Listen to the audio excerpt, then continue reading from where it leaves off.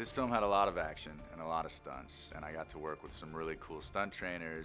Any movie I get to do where I get to, get in there and be physical and use my body, it's always fun to learn. My scene partner, Tom, I mean, that was amazing to get in there with him, get in the trenches and do some fighting. And I think we really kind of pushed the envelope of what we could do, but we really did. We did a good job of making an action movie with a limited amount of resources that we kind of did.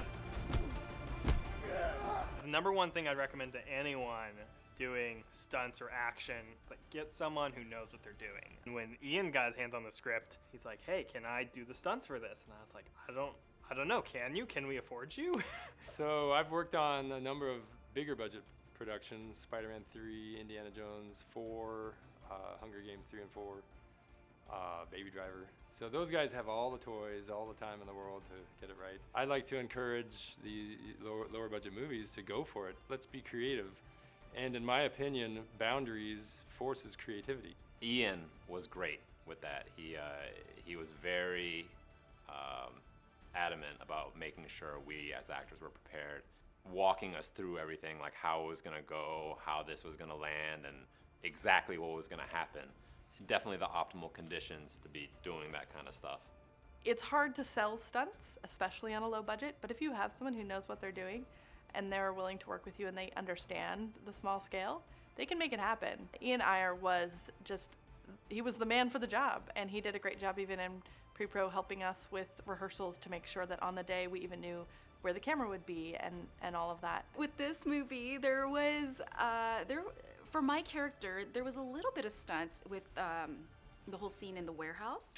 And so that was very different for me. I was actually really nervous because I'm kind of a dainty person. So this one was actually pretty exciting for me and something to check off my list. Tom was a child actor and he's done fights and so I didn't insult him. I didn't try to teach him anything, just a refresher. Rob was inexperienced but athletic, and I could tell he had the skills, and we just worked with him on camera angles that maybe was a little bit unfamiliar. And yeah, he was a fast learner and very controlled in his emotions. Those two did some pretty intense fights.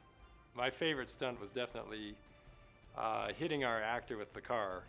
I need to find Probably one of the most dangerous, also one of the funnest days on set for me, because it was such a physical day. This scene, we had to time it just right. We created the shape of a car using my crash pads and put it on plywood with furniture dollies so that 4 grip brothers could push it.